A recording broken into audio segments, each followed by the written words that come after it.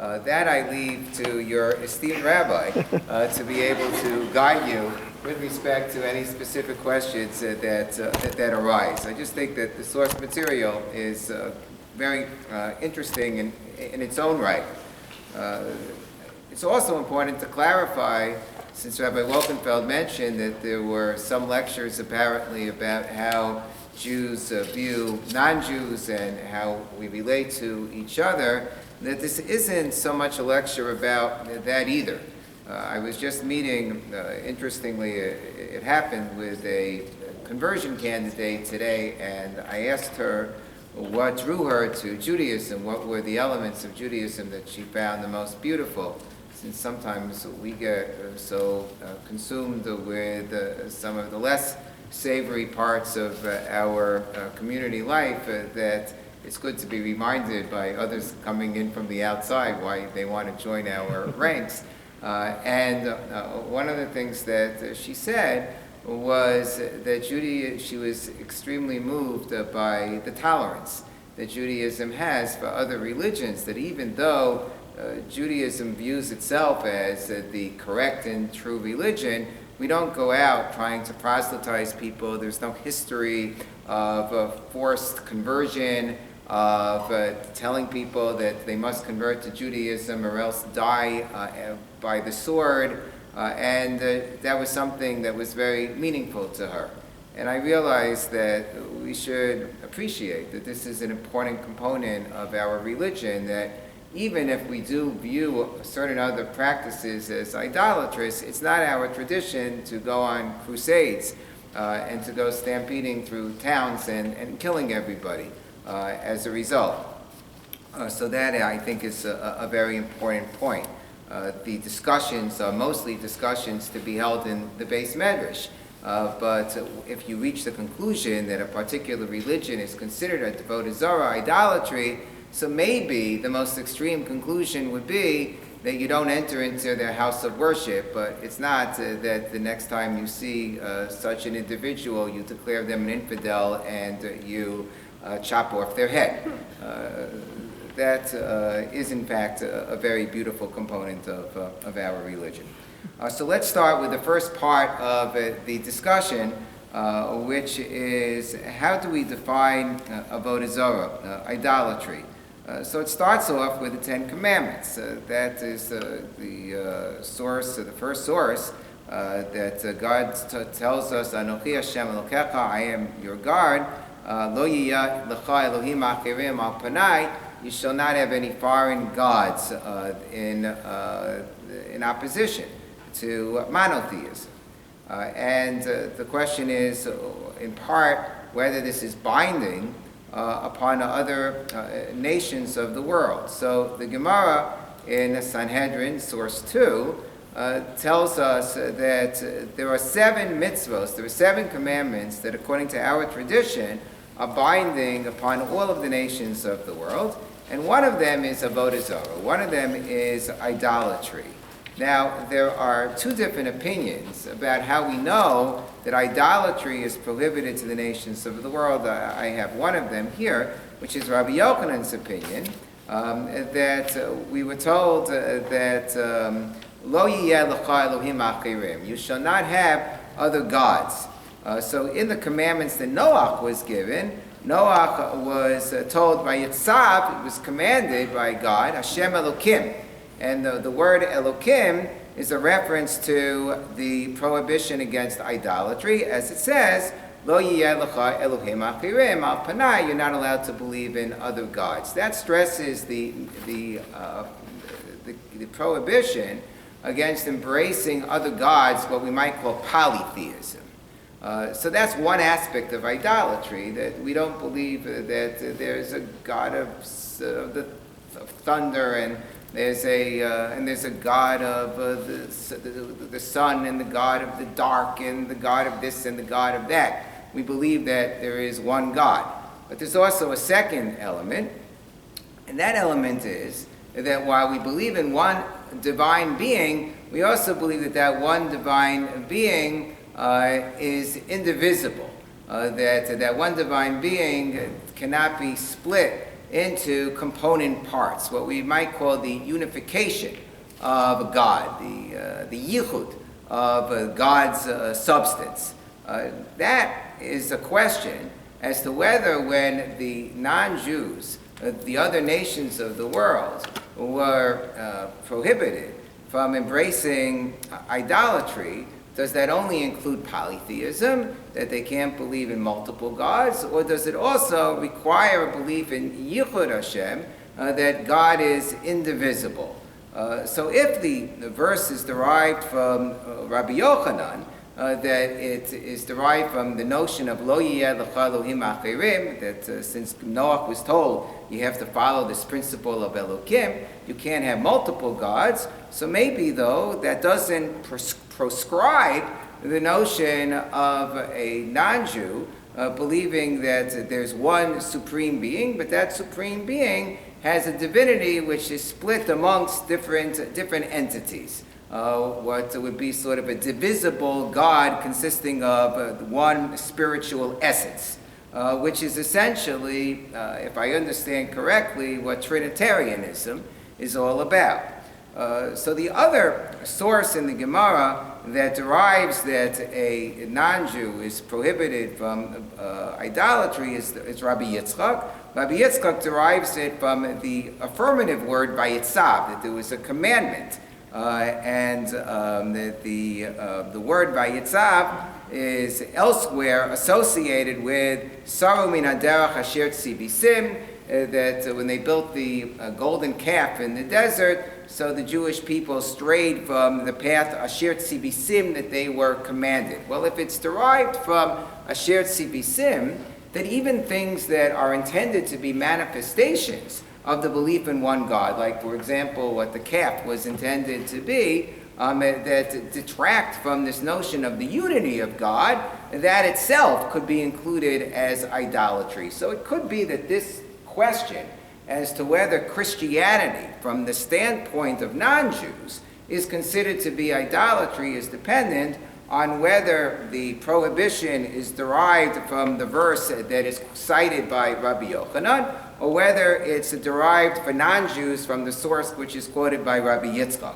But with respect to Jews, we're told, number one, Anochi Hashem Elokecha, that we believe in one indivisible God, and Lo Yeh Lecha Elohim Acherim, that you can't believe in polytheism. So for us, it's very clear that Trinitarianism would in fact constitute avodah zarah, would constitute idolatry, but it's less crystal clear with respect to the other nations of the world. Now, I confess that I am not a Christian theologian, so I am not the world's leading expert or close to it when it comes to a full-fledged appreciation of Trinitarianism. It was once explained to me by one of my Rabbi through a picture, I think, of Bertrand Russell writing on a blackboard for some students where he wrote 1 + 1 + 1 = 1. So I didn't really understand that equation, but that seemed to be, the essence of it. The only other cultural reference that I'm familiar with is the description of the Father, the Son, and the Holy Ghost caught the last train for the coast the day the music died. Beyond that, that's really where my sophistication comes to an end. But nonetheless, a cursory examination of the sources indicates that even Trinitarianism does have in mind the notion that it is monotheism on some level, or at least a rejection of polytheism, but it's one spiritual essence which is divided amongst three different beings. So the question is whether that's considered to be idolatry, at least from the standpoint of non-Jews. Do we consider them, anybody who practices Christianity, to be worshiping avodah zarah, to be violating idolatry? Did you have a question? Yes. Yeah, so we're focusing for this year on the potential issue of avodah zarah due to the Trinity. For now, yes, for the first part of this year. As I said, the first part of this year is, how does Judaism view Christianity? So we've established that Judaism, from the standpoint of what we are obligated to believe, we would consider Christianity to be idolatrous. The question is, but is it idolatrous for the non-Jews? Do we have perhaps a different standard for Jews and for other nations of the world in terms of what is considered for them to be idolatrous? Right, so there are other issues that, aside from the Trinity, which might make Christianity avodah zarah, such as the Eucharist or iconography. So, is this going to be Pointing addressed to at all? the Statue of Mary. Right. Yeah, turn back. If in fact you had factions of Christianity, or you had different sects who were bowing down to actual idols and ascribing divinity to those idols, so then that obviously would pose a separate problem, yes. So that's what Catholicism is. But if you're dealing with Baptists Yes? who don't believe in the Trinity and don't have symbols, does that make them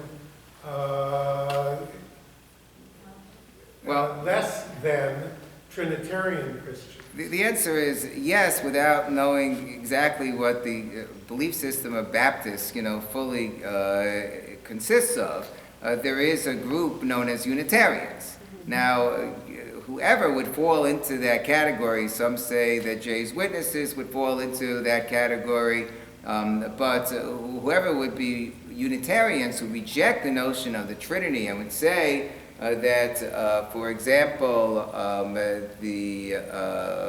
rather than treating what they call the Son of God as a divine being, they would view him simply as a prophet. But really, the only divine being is God himself, and there is no divinity which is ascribed to either the Holy Spirit or the Son of God. So then, that would most likely not constitute idolatry according to our understanding, regardless of how you define idolatry. Okay? However, my understanding as well is that there are very few groups that are truly Unitarian.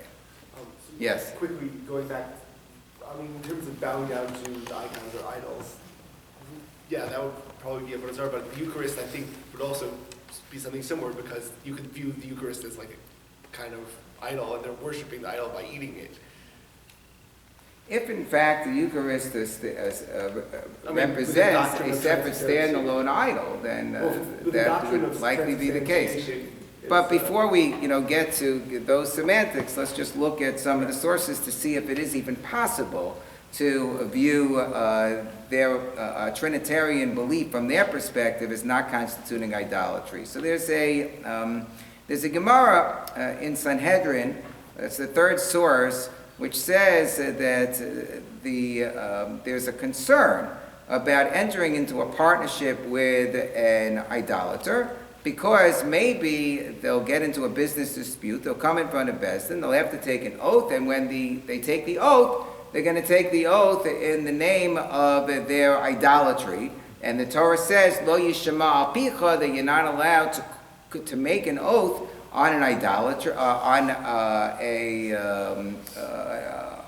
an idolatrous entity, and therefore you would be causing a sin to occur. You would be causing the name of an idolatry to be invoked.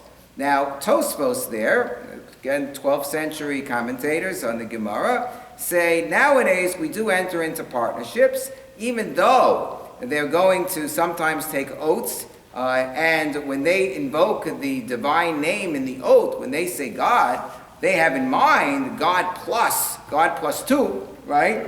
Nonetheless, since they also have in mind the actual God, it's just that they're including other beings together with God in terms of sharing in the power and the divine essence of God. That's considered to be Shem Shemayim B'Davar Acher. So Tosfos says we don't find that there is necessarily a prohibition for the non-Jews, to engage in that type of activity. So the question is, what type of activity?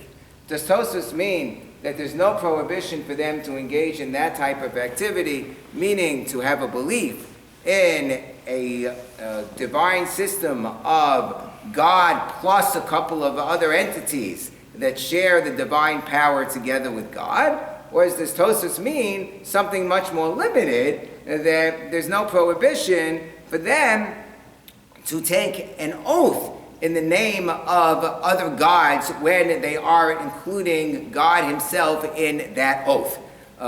So the understanding of the Ramah, who is the definitive Ashkenazic halakhic authority, who lived in the 16th century, that's source number 5, seems to be that the meaning of Tosfos is the more expansive meaning, even though it's not 100% clear from the words of the Ramah right here. In the words of the Ramah in his commentary elsewhere on the Torah, the Ramah seems to be more explicit about this, where the Ramah seems to say that Tosfos really meant that for non-Jews, if they have a belief system that incorporates God, as long as it is not a polytheistic belief system, but it's simply a lack of embracing divine unity, that would not be a violation of Avodah Zarah from their perspective, even though it would be a violation of Avodah Zarah from our perspective.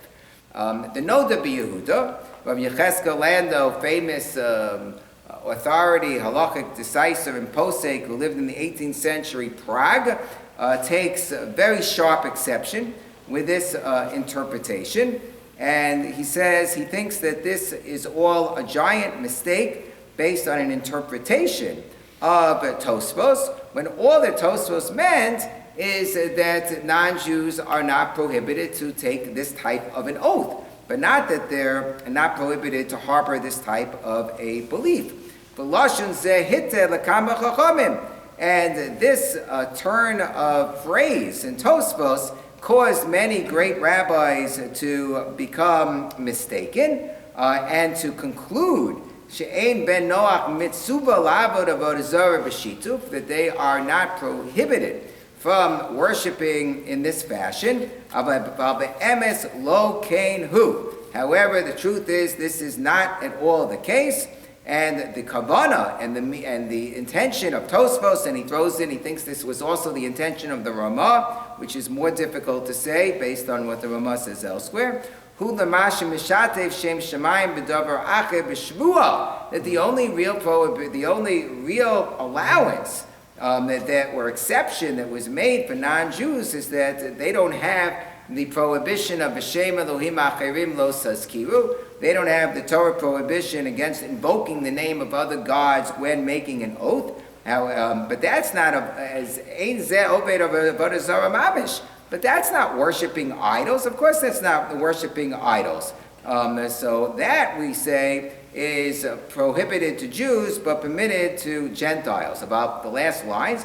But if they're actually worshiping idols, they're actually worshiping their religion of Trinitarianism, there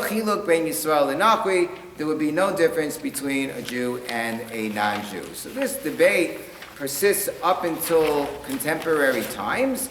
If you have to kind of weigh the number of the different authorities who come out this way or who come out that way, it would probably be, and there was an examination made of this by some recent authorities, including Rabbi Yosef, probably not by an overwhelming majority, but by a clear majority. The clear majority would be in favor of the more expansive reading, that at least from the perspective of the non-Jews, we would not consider this type of worship to be actual idolatry, leaving aside the specific instances that you have enumerated.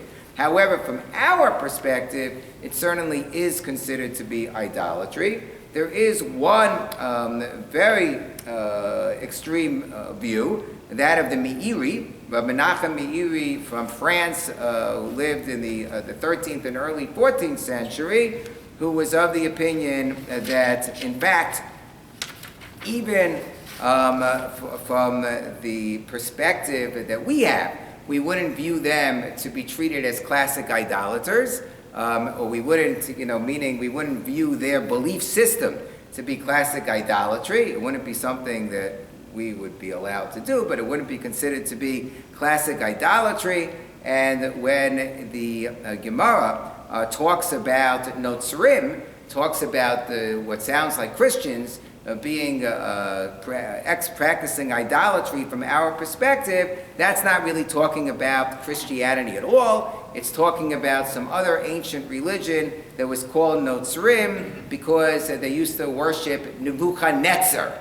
Nebuchadnezzar was the king of Babel who destroyed the first Beit Hamikdash. And Notzrim, when the Gemara uses the term Notzrim, it really means those who worship Nebuchadnezzar, and is not talking about any of these, the later religious worshippers of Christianity, who, although it's a belief system that is not in consonance with what we believe, would not be considered to be Avodah Zarah for all of the purposes in which Avodah Zarah is intended. There's a lot of controversy among the various scholars regarding how the Meiri could possibly have said such a thing. We know of so many Jews and communities who gave themselves up to martyrdom rather than convert to Christianity based on the understanding that Christianity is idolatry.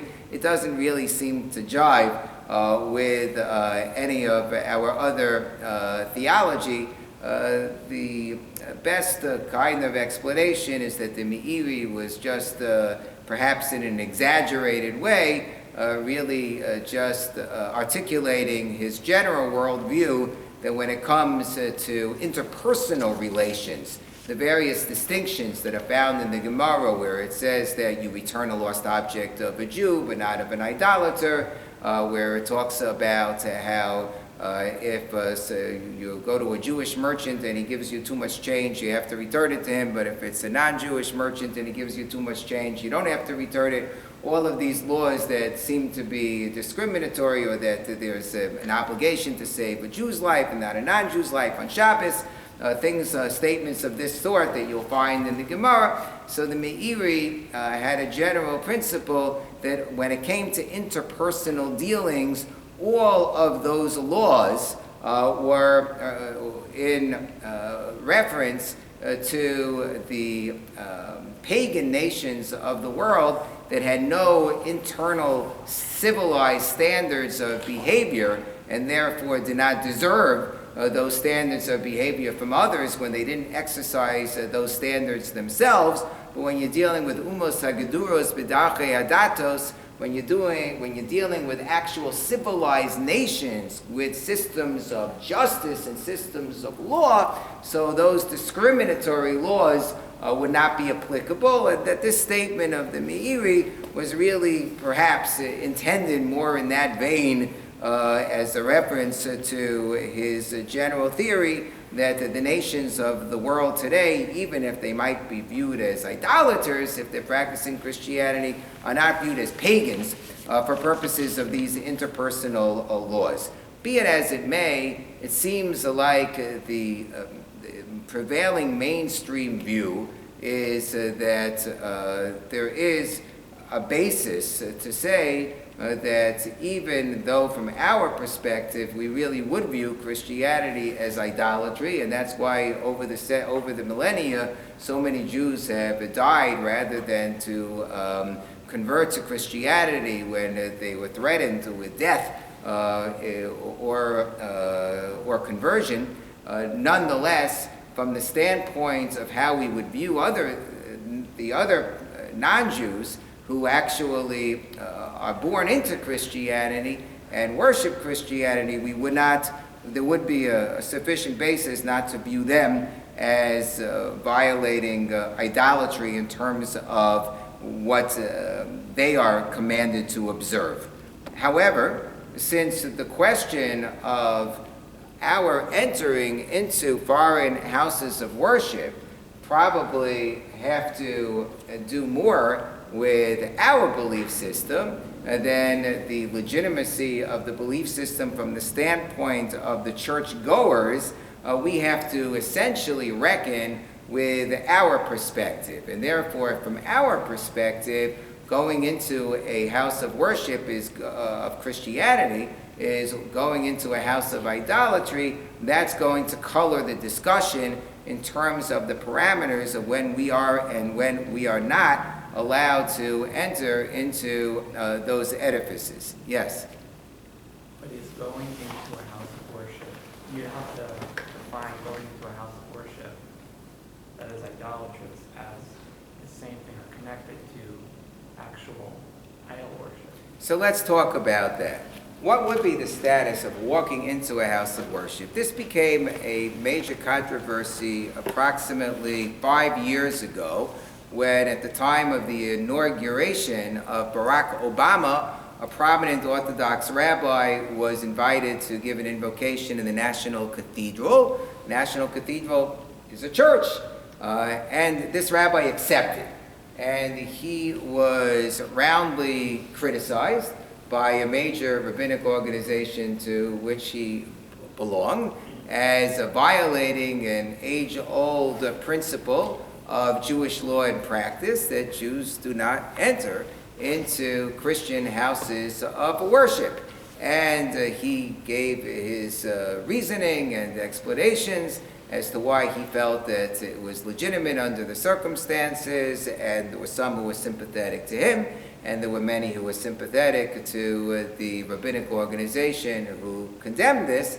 But one of the questions that arose was whether, in fact, he had a legitimate argument that it was appropriate when invited by the head of a state to enter into a church to go for the simple reason that maybe the insult of refusing to go would be so great that would bring upon a greater calamity than any type of negative result that would potentially ensue from the specter of a Jew entering into a non-Jewish house of worship. Yes? I remember very clearly that at the time of the last royal wedding, Right. Lord Sachs, the chief rabbi, was intending to be in attendance, because I heard him that morning he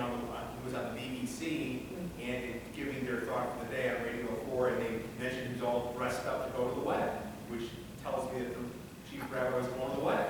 Right, so I don't know whether he entered into the church or didn't enter into the church. But if he did, he would be part of a long-standing tradition of chief rabbis in merry old England, who in fact have attended these events and have kind of relied upon this notion that when they're asked by the king or the head of state to enter into the church, that it almost is equivalent to a pikuach nefesh situation to actually defy the king and not go to the church, would perhaps be a justification under those circumstances, and that's a question. What the research shows is that there's a long-standing tradition, just like in certain shuls, there are various Shabbosos during the year where there are disagreements about whether you say Abba Rachamim before Musaf or not. And the tradition in various shuls is that someone starts saying it and then they get shushed. And then someone, no, you should say it. And they start saying it again. And then, they get shushed again. They start saying it, get shushed again. And people ask the rabbi, you've got to just clear things up and say, what's the tradition? He says, you don't understand, this is our tradition. So it seems like the long-standing tradition is that there have been rabbinic dignitaries, like chief rabbis of countries and the like, who have accepted these invitations. Like, for example, the chief rabbi, Rabbi Herman Adler, attended in a church the coronation of King Edward VII in 1902, just to give one example. And every single time it happens, the major halakhic authorities write responsa as to why they are appalled that a rabbi would do such a thing, and doesn't he realize that this is absolutely prohibited according to Torah law. You will find such a responsa in the responsa of the Pri Hasadeh, which is from I think about 150 years ago or so, from Rabbi Eliezer Deutsch, who talks about such an incident in one of the European countries.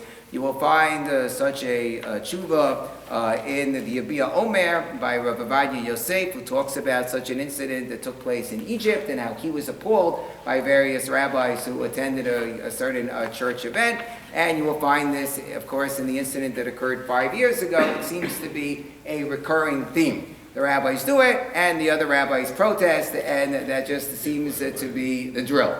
But in order to understand this drill, let's just kind of, look at the sources. So the first real source of this is a Rambam. It's interesting because the Gemara itself, while it talks about staying away from idolatry, doesn't focus so much on the walking into a church per se. It talks about staying very far away from an actual idolatry, an actual statue, an actual type of physical being that people would bow down to and worship. But what about the actual house of worship? So the Rambam says, if you look in the Mishnah in Avodah Zarah, it talks about staying away from a city which has any kind of idolatry in it. So the Rambam says, well, we can't really keep that because Hashem Masanu B'Yadeim, because we are forced to live in foreign lands where it would be impossible for us to stay away from any city in which there is an idolatry in the city. So that we can't really do.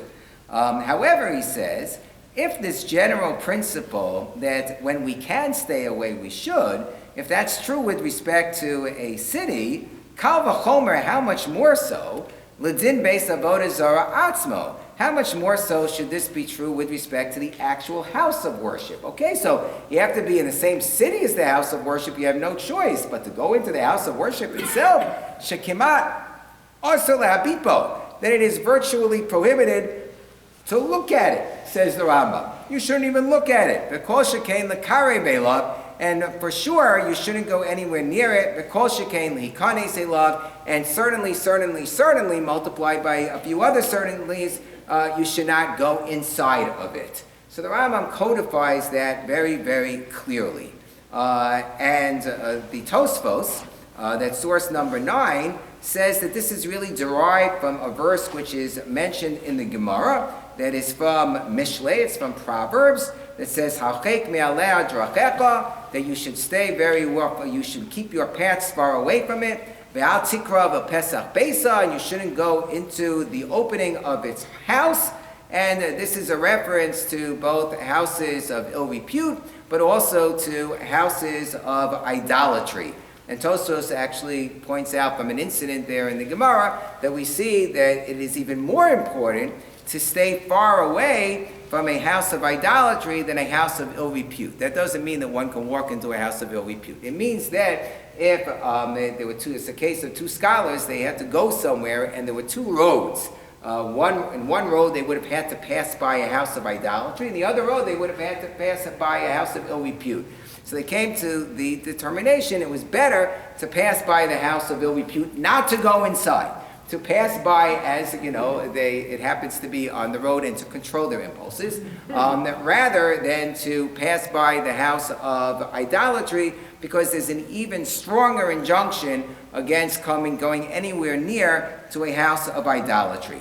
There's a dispute between the authorities as to what the nature of this prohibition is. Is it really worshiping idolatry? So according to one opinion, yes, it's kind of what we call abizrayu avodah zarah. It's an appurtenance to the prohibition of idolatry. Not actual idolatry, but in that ballpark. If it's in that ballpark, then one could even consider the possibility that even if their life was on the line, if they wouldn't go inside the house of idolatry, they would have to risk their life and maybe even give up their life rather than to walk inside of the church. That's not generally understood to be the real source. The real source seems to be more the verse that we quoted from Proverbs, that it's just considered to be appropriate to distance oneself as much as possible, lest they be suspected of wanting to worship idolatry themselves. You walk into a church, people are going to say, it's like walking to a non-kosher restaurant. What are you doing there? Maybe you're going to eat something non-kosher. You're walking into the church, maybe you're going to worship idolatry, and also the concern that maybe they'll pull you in. You go in, you'll hear the nice church music, that's not so bad, maybe. So therefore, in order to stay far away from any such temptation, it is prohibited even to go inside. There's a big difference between these two reasons. The difference would be, would you be allowed to run inside in order to save your life? So the Shulchan Aruch at source number 10 says, interesting case scenario. It used to be that you can have sanctuary in the sanctuary. That if you fled inside of a church, they wouldn't kill you. Even if you were convicted of a capital crime, you could not be killed as long as you were in the church. So Mishin Eschayim Misa. So if somebody was sentenced to death, we'll assume this is somebody who was wrongly sentenced to death, somebody who was being discriminated against by the government. That person would be allowed to go to a church, to run inside of a church, in order to save his skin. There was some discussion among early commentators. Well, let's say you owe like a lot of money, and you have lots of creditors who are running after you. Could you run inside the church in order to save yourself from the creditors? Because apparently the creditors wouldn't take money away from you in church either. You would be able to claim sanctuary that way. And so Rabbi Yosef quotes one early authority who says that in fact you could, but he says everybody else completely disagrees. And that would not be a sufficient reason. And in fact, there was one person who, the Sefer Hasidim talks about one person who tried to, who ran into a courtyard of a church in order to escape creditors or something of that sort, and that person was punished for having done so. A bas kol, a voice came out from heaven saying that you have acted wrongly, and therefore we see that only under the most dire circumstances would one be allowed to enter into the church. But we already see that it's not an absolute prohibition. To save one's life, one would be allowed to enter into the church. I once almost entered into the church when I came into Yale, when I was going there for law school. So I was looking for the Hillel, because it wasn't so easy. They didn't have a Hillel house in those days. We had a Young Israel house at Yale. It was in the basement of the drama school, and that's where we ate our meals, and we had a little shul. But there was no Hillel house. It was just like a Hillel office somewhere. And I asked somebody, where's the Hillel office?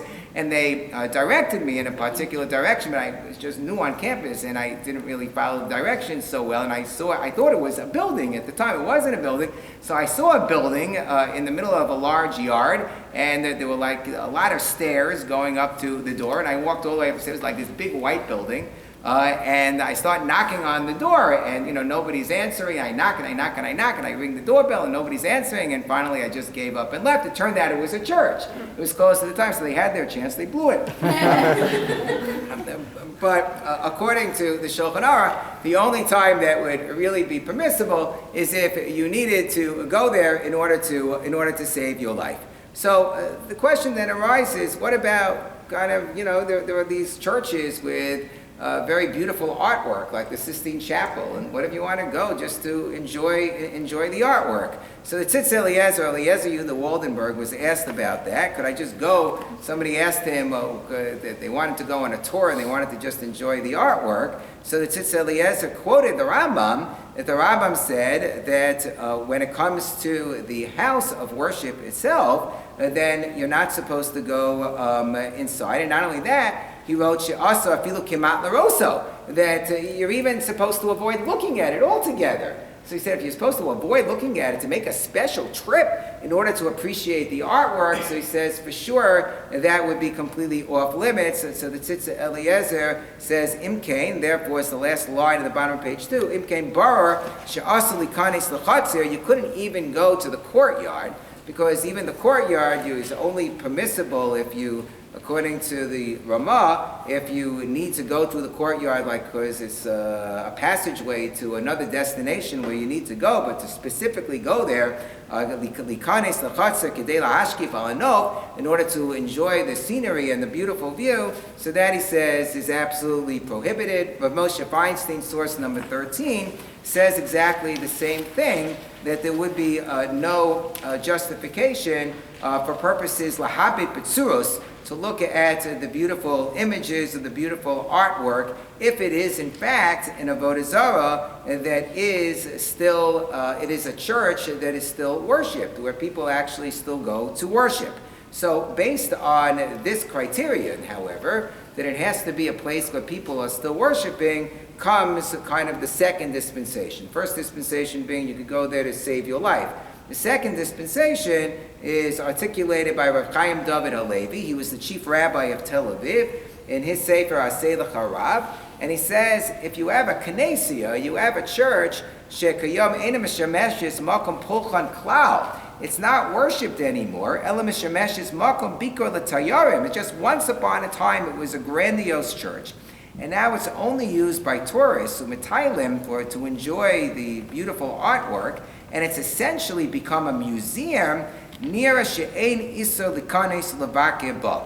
So then he says that there is no prohibition, because once it's no longer used anymore as a house of worship, it does not retain that status forever.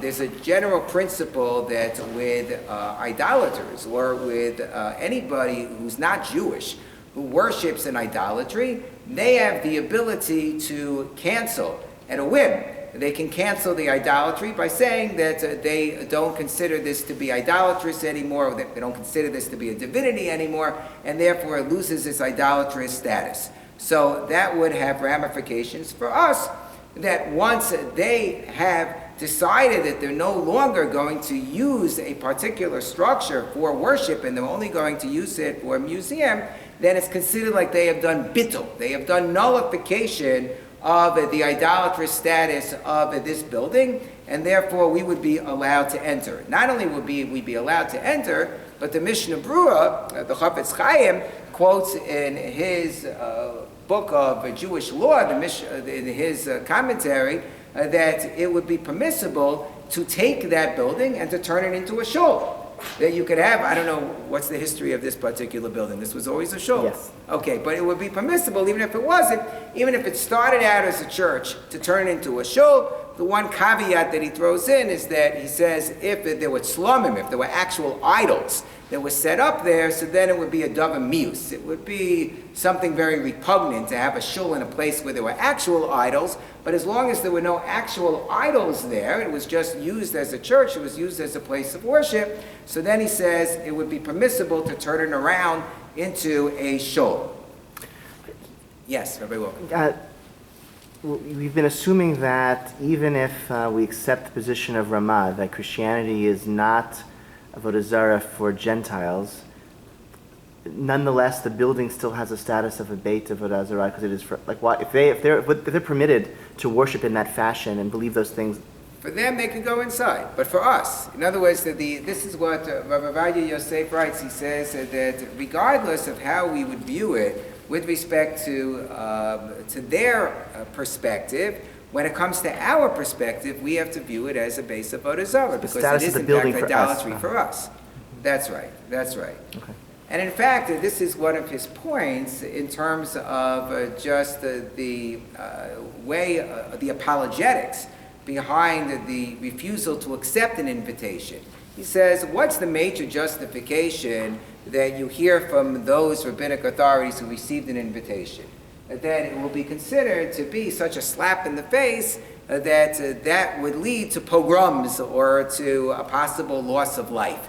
And therefore, since you could walk into a church in order to save your life, how much more so you should be able to walk into a church to save the lives of your entire nation, which is a possible argument. But he says that, if anything, he believes that there would be a tremendous respect for explaining to them that we take our religion so seriously, we wouldn't even walk into a house of worship of another nation. And then if you can add to that, by the way, from our perspective, we don't think that it's considered to be idolatry for anybody who's not Jewish, so that removes some of the sting. And therefore, it's not something which would necessarily lead to enmity. In fact, I know a rabbi in Houston who received a similar invitation from George Bush, A few years earlier, maybe George Bush wasn't considered to be as scary as Obama, I don't know. When he found out from the Bush administration that the invocation would take place in the National Cathedral, he very politely explained, he wrote a whole letter that he wouldn't be able to go because of his religious beliefs that would prohibit him from going into a sanctuary. And he said that they were so impressed with his letter. He was later on asked if instead he could give an invocation to open up a session of Congress, which he did. Yes? Can the church act as a dual entity, meaning that at times when it's used as an auditorium, then like you get the free tool, and then when they switch back to church mode, where it's a place of worship, then you're not allowed to enter? Meaning places that operate constantly as this dual. So Rav Moshe Feinstein was asked the question. This is not found in his regular tshuvos. It's found in a posthumously published book by his grandson, which publicizes certain unpublished rulings of Rav Moshe Feinstein. He was asked, what if you have one of these ecumenical sanctuaries in an airport or something, where everybody it's built for religious worship, but it's not built for any particular religion. So he felt that under those circumstances, it's not considered to be a house of idolatry, and one would be allowed to worship in such a place. Not necessarily ideal, but he felt that was perfectly fine. One of my own Rebbeim, Rabbi Willig, once spoke about this with me when I asked him this question, and he said now it's actually much better because for politically correct purposes, they no longer even call it the sanctuary room anymore. They call it the room of meditation. Room of meditation has no religious connotations whatsoever. So he said he thinks that even l'chatchila, even in the first instance, one without any reservation would be permitted to daven, to worship in such a room. But certainly if it's a room that was once used for idolatry, no longer is used for idolatry, so that if you did have such a site, a sightseeing location among the churches, the great churches of Europe, that you wanted to observe as a tourist, that would seem to be perfectly permissible. I am told, however, and this might come as a bit of a disappointment, I'm told that the Sistine Chapel is still used for worship. So therefore, this particular leniency would not apply to the Sistine Chapel. Yes? Two questions, but one just on this point. I just want to follow what Aviv was asking. The chapel at the U of C, law school graduation happens at the Rockefeller Chapel, or has. Obviously, when the law school is graduating or when a graduation is taking place there, it is not being used in a religious way. Can one, does the prohibition remain that you cannot go into that, or that you can participate in that? This runs the question as to whether it's sort of an all-purpose room or whether it's really a church. If it's really a church, and they just happen to use, obviously a church is not going to be used for worship every single second. Even when it's not being used for worship, the prohibition would still be applicable. If the idea is they're using the church for the graduation, but everybody knows they're walking into the church and it's the actual sanctuary room, so that would be problematic. But I'll tell you a similar case, and maybe this is what you're getting to. Let's say you have a church building and there's a sanctuary, but there are also other rooms there. There's like a social hall there. You have, for example, a church which is used for elections, and one of the rooms is being used as a polling booth. So would one be allowed to enter a church under those circumstances? So that's the question that was posed to Rav Moshe Sternbach, who is now a rabbi in Israel, in Jerusalem, but he was in South Africa for many, many years. That's source number 17. And he writes about, I was asked whether it's permissible in Johannesburg to go into a church for purposes of voting. So he writes that from what he understands, the room that is going to be used is not the sanctuary itself, number one. And number two, there's actually a separate entrance so that nobody would even think when they're walking through the entrance that they're walking into the sanctuary. Then he goes on to say that even if there wasn't a separate entrance, since everybody knows that elections are taking place that day, and there are lots of people who are filing in not for the purpose of worshiping, but for the purpose of just voting at the poll booth, so therefore he thinks that that is perfectly permissible. But he only permitted this on the basis of the fact that the polling booth was in a room other than the actual sanctuary. Now, maybe they have like a side room that they use for Mincha Mara during the week, but it seems doubtful to me. There usually is one room which is very, very clearly the sanctuary. It would seem unusual to me. I mean, maybe this is the case, that they would actually use that room for a graduation commencement exercise. I would think that maybe they would use a different room, like a social hall or an auditorium, which is in the building. But they actually use the sanctuary? No, that poses a very interesting halakha question. So that strikes me as potentially problematic, but also unusual. So, but I still don't understand.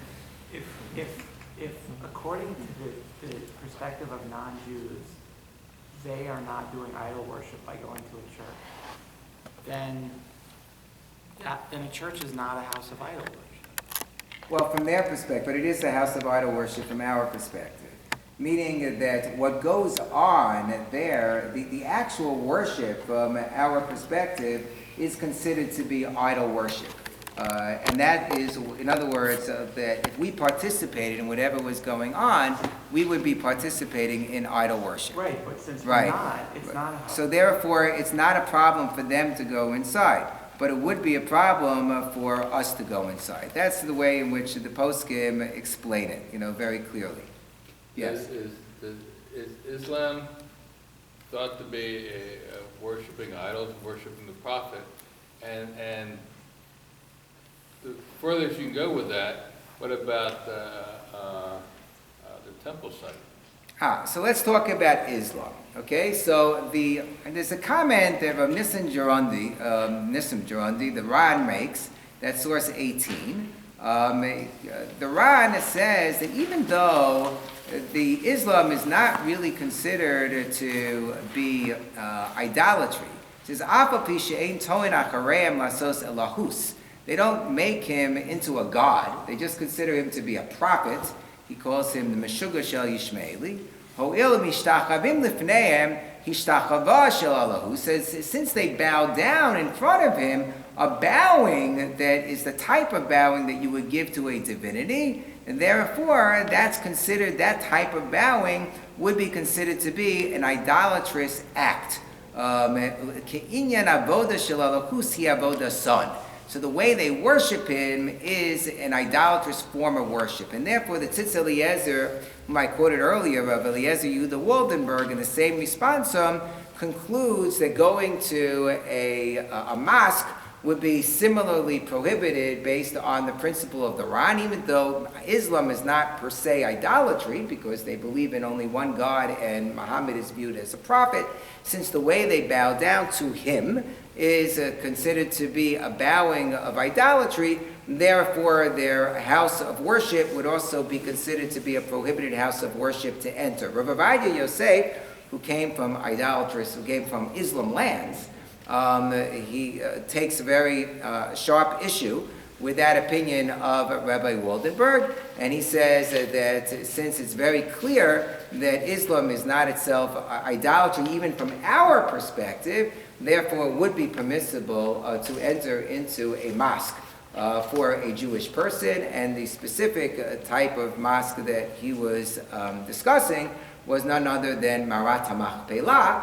Marat HaMachpelah started out as our, place of burial of our ancestors, and therefore, among other reasons why he thinks it would be permissible, he throws that in as another consideration that since it is not an actual place of idolatry, one would be allowed to enter into a mosque, which is yet another exception that the poskim bring to the general rule. Another type of consideration that is mentioned in the response of B'marei Bazak, that's the response to literature that's put out by the Eretz Chemda Institute, trading Dayanim in Israel, is based on a Gemara in Avodah Zarah, that talks about how there was a bathhouse where an idol was put right next to the bathhouse, and Rabbi Gamliel continued to go to the bathhouse even after an idol was constructed there. And they asked him, hey,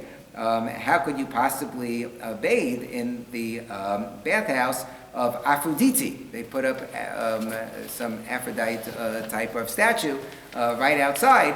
And he said, He said, I can't answer you. This is a bathhouse. I can't talk in Torah. Let me finish my bath. And then when he finished his bath, he explained his reasoning. He said, Anilo basi bigvula. I didn't come into the boundary of the idol. He ba bigvuli. The idol came into my boundary. So the authors of the Chuvos Maria Bazak talk about a case where there was a sanctuary that was established as a shul, as a Beis Knesset, and then they allowed other religious practitioners, some other religions, to come and worship there during the week, during off hours and the like. And they were asked whether it's permissible to daven in such a place. And among other arguments that are brought in that tshuva is the argument of Ani lo basi bigvula, hi ba'a bigvuli. It started out as a Beis Knesset. This might provide some justification for, there are Tisha B'Av tours that are sometimes performed where groups are shown old shuls in broken down former Jewish neighborhoods where the shuls are now being used as churches, and you can see even the writing on the outside where it says that it's really a shul, and to show kind of like the destruction of the Jewish neighborhood there, they'll take tours to those churches to show them this was once a shul and take them inside, so one might find some possible justification based on that argument. Yes? So I have a question going back a bit. This concept of place of worship. What happens let's say it's a Christian school of some sort, and it's the gym, and most of the year it's the gym, but several times a year they'll use the gym as the place where they'll do some sort of school prayers. I would think that's the gym. That's not really a house of worship. Then you might not be able to go anywhere because a person could just stop in any room and recite some prayers. It doesn't have a halos, it doesn't have a designation of a house of worship. I think it needs some sort of a designation of that sort. So I'll just conclude, since it's 9 o'clock and I really don't like to go overtime, with the last source, which is the source of the Rambam. Again, it's a really fascinating discussion when these issues arise, just to understand the parameters and to understand our perspectives, and also to understand the exceptions to the rule. I was invited by the Federation about a year ago to join their trip to Rome, and I explained, among other reasons why I wasn't able to participate in that trip. I said it would be kind of like boring for me. I wouldn't, there's hardly any place I can go. I'm a Kohen, so I can't go to the cemeteries. And whenever you would go to a church of some sort, according to my own interpretation of the sources, it wouldn't be appropriate for me to go inside if it was still being used for worship purposes. So it does come up from time to time. But it's important to understand, some of the flexibilities and, some of the controversies. But I want to end with the comment of the Rambam in terms of just a sensitive appreciation of the legitimacy of other religions in the overall divine plan, shall we say, even if from our perspective a different religion might be viewed as idolatrous and their place of worship might be viewed as off limits to us. The Rambam writes, that the development of Christianity and Islam einon ela liyashir derech lemelech HaMashiach. It's all for purposes of paving the path for Mashiach. And to rectify the world so that everybody will be able to worship Hashem properly. Kate, so that was that. Because as a result of the burgeoning of these other world religions, people talk about Messiah. U'midivrei Torah, and they talk about how to appropriately interpret the words of the Torah. U'midivrei mitzvos, and they talk about, therefore, the application of the mitzvos of the Torah. What is applicable nowadays? What's not applicable nowadays? This becomes part of the discourse. And these words of appreciation of the Torah have spread throughout the universe. And this has become part of our discourse all over the world. This group says that the mitzvahs of the Torah are all true, but they're no longer applicable. And others say, yes, the words of the Torah are meaningful, but they have to be understood mystically. When the Mashiach reveals himself truthfully,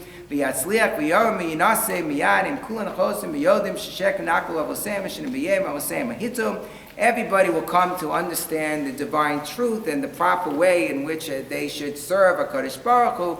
So from our perspective, regardless of the specifics of the laws of which buildings we're allowed to enter or not allowed to enter, which is meant to give a sense of pride in our own belief system, none of this in any way downplays our respect either for all of the other nations of the world, or, for that matter, our respect for their religions and for their religious beliefs. And this is extremely important to underscore. And I would be in agreement with the words of Rabbi Yosef and the others who say that when we are able to explain all of this, it really should not lead to ava, it should not lead to hatred, it should not lead to tension, it should not lead to negative repercussions, because the greatest Kiddush Hashem, the greatest sanctification of God's name that we're able to promote as Jewish people is through promoting our sense of tolerance and our sense of appreciation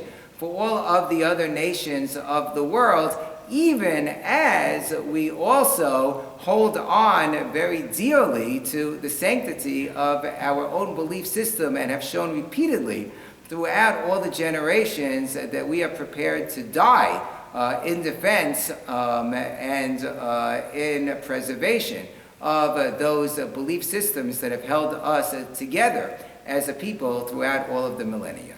Thank you very much. Thank you so much. Thank you.